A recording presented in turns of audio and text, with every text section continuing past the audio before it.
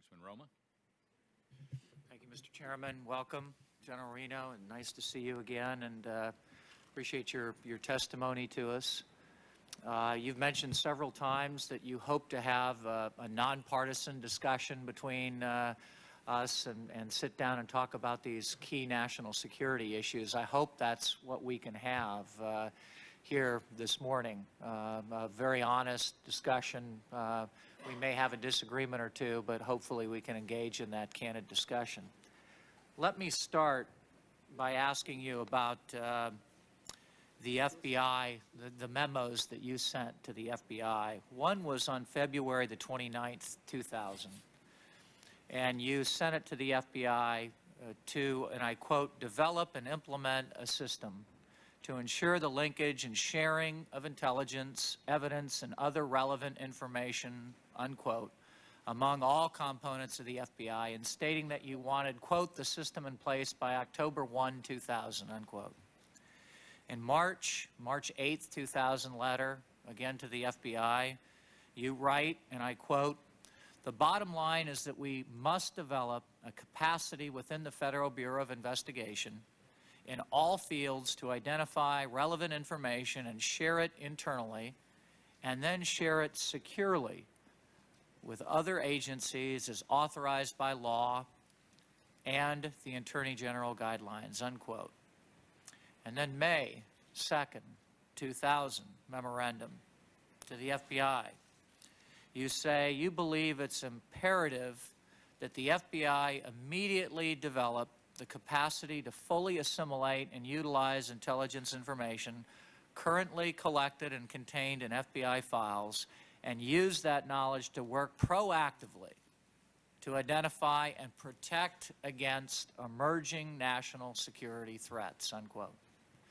Pretty strong memos that you shoot off almost every month for a 4-month period.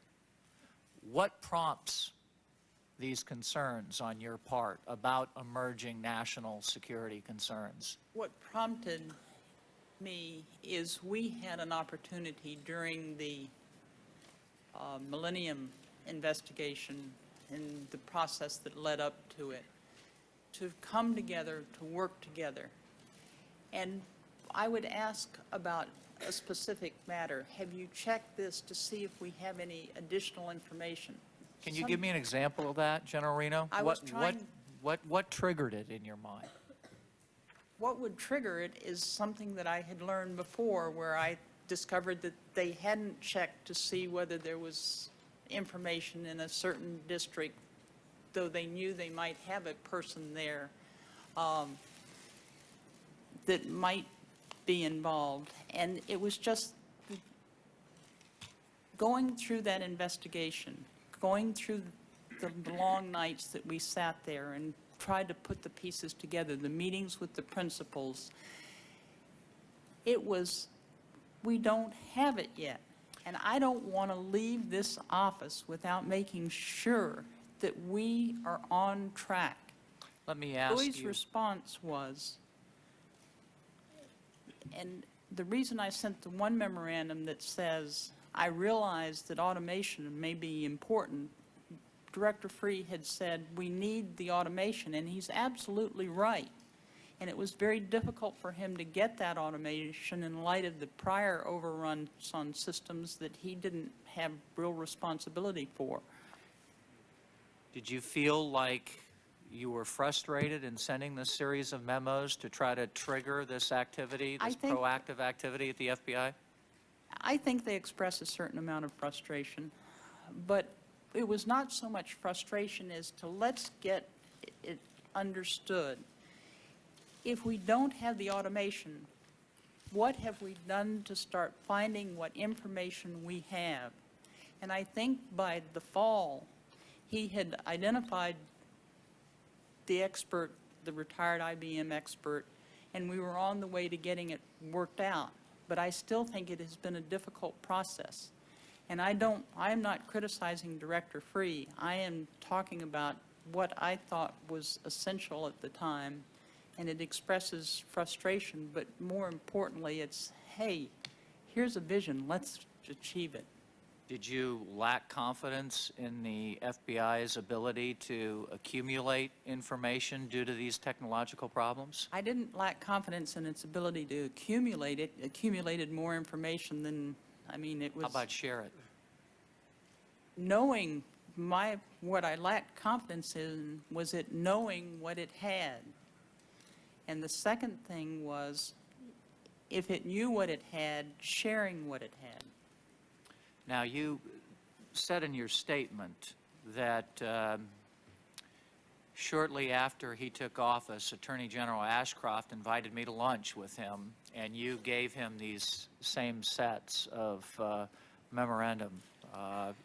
Did you feel like there was some progress then after you gave these same pieces of paper to General Ashcroft, that he was going to implement this change and do something different from what the FBI had done or not done leading up to that time?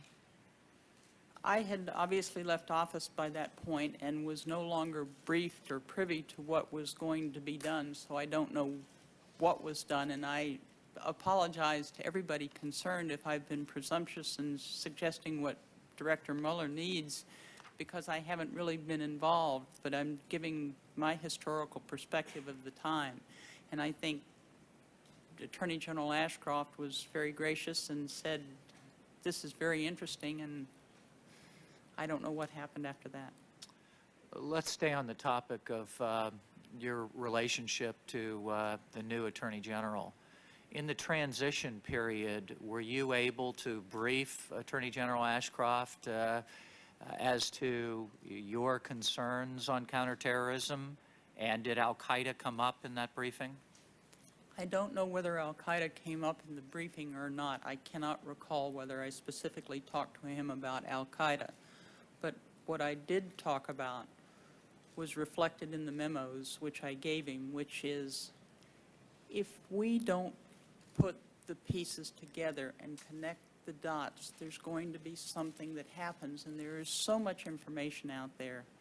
It is so important that we get this done, and that's the reason I brought the memos with me. Do you recall, and excuse me for pushing you on this, but do you recall mentioning al-Qaeda, Osama bin Laden, domestic cells of terrorists in the United States to the new Attorney General? No, I don't. You don't recall that. Do you recall being briefed on that type of domestic threat by FBI personnel sometime in the 1990s? Cells. What I was briefed on was what the Bureau had underway. I don't recall a briefing on cells in the United States. So all throughout the 1990s, when you had people like Dale Watson or Director Free, your contacts with the National Security Council, they never briefed you on al-Qaeda cells or a presence of al-Qaeda in the United States, 98, 99, 2000, sometime in that period? They briefed me on the presence of al-Qaeda in the United States. But in terms of cells and where they were, I don't recall such a briefing. And therefore, you had no specifics at that point, so you did not brief the new Attorney General on something like that? What I thought was important was, with respect to all terrorism issues, I told him that it was, to me, one of the most important issues. And one of the things that is critically important, I never focused just on al-Qaeda, because I stood there and watched the Murrow building in the rubble, just as we saw it at the beginnings of the Oklahoma bombing on CNN, and tended to jump to conclusions. You can't jump to conclusions. You can't say that one thing is going to be our overriding issue. I think one other recommendation I would make is we have got to be prepared for terrorism in any form, and a focus on one is going to make it difficult. I want to push back a little bit on the Clinton administration here and the priority on terrorism. You say in your statement, priority of counterterrorism efforts. Counterterrorism was a top priority for the Department of Justice. This priority was reflected in the department's strategic plan. Now, if it's a top priority for you and your administration, wouldn't that be one of the first things that you briefed to the new Attorney General? Counterterrorism, Al-Qaeda, the domestic threat? Which I did, and which Okay. I said, I did in the point that I thought most important to make was if we were going to protect this nation's economic and national security, we had to be prepared at the Bureau in terms of the information sharing, organization, training of people, and that was the point I was making. Okay. Let me come back to a time period when you seem, and the Clinton administration seems to be working on Al-Qaeda and the Millennium Threat with meetings 5 and 6 times a week, maybe a couple a day, with principals involved in them during the Millennium period in December of 1999. Do you recall, General Reno, at all, can you describe your personal role in this Millennium Threat period? How often you may have sat down with the National Security Advisor, Sandy Berger, the President of the United States? The Clinton administration has a great deal of success during this time period deflecting or foiling millennium plots. A great deal of this, in my humble opinion, my theory is because of this small group that is meeting at the top levels of government and pushing decisions down into bureaucracy to get things done. I want to know your recollection of this time period. How often were you meeting with the principals? How often were you meeting with the president? How involved were you in this? How involved were you with the FBI and the CIA? I spent a lot of time at the SIOC. The SIOC, if you'd explain. Somebody help me. Secure. Strategic Information Operations Center. I would meet with them at the SIOC. Let me stress, and I think it's important because people have dismissed what happened during that time by saying it was because of an alert customs officer. I want to pay special commendation to the alert customs officer. She was sharp and right on target, and it was an extremely, it wasn't a lucky break, it was a great break by a good officer. But it is so important to be able to capitalize on this, to follow through. You have a window, you have an opening to see what's happening, and it was extraordinary to sit in that command center and to see the results come in and to follow it. And then during the height of the crisis, I literally sat at the Office of Intelligence Policy Review till the early hours of the morning to be prepared to sign it at the soonest time possible to sign the FISA application.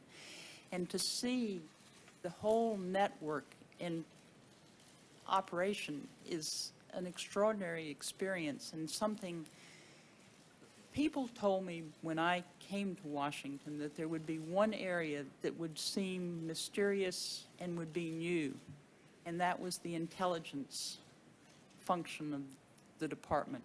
You can't go to the university to really learn it. At least I haven't found the course that really teaches it. You've got to come in, you've got to be as prepared as you can to learn, to find the good people that can make the difference, find the people that make the link. And sometimes you've got to sit together. And so I can say, but George, And referring George to was in, Tenet. George Tenet, the director of the what CIA. about this? And what about that? And Was to Mr. Free in the room with you as well? And Director Free would oftentimes be there, and the Bureau did a wonderful job, but you can't, I think it's important for the principals to be involved because they can cut through to the hard issues, they can cut through the red tape, it is very important. my time's just about run out. Just to clarify one point then. You think the decision made by the Guard on the border to get Rassam coming into our country to bomb the Los Angeles International Airport then was somehow related to the frenetic, No. active activity of the principals meeting? No, I think she did that. I mean, I think that was just good police work, and it was a lucky break for us. But you've got to capitalize on lucky breaks and understand better what you can learn from them. So the fact that these principals are meeting does have an impact on bringing the CIA director, the FBI director, and you and the president together to make decisions on a regular basis. Thank you very much. And you asked a question, how many times I met with the president? I don't know.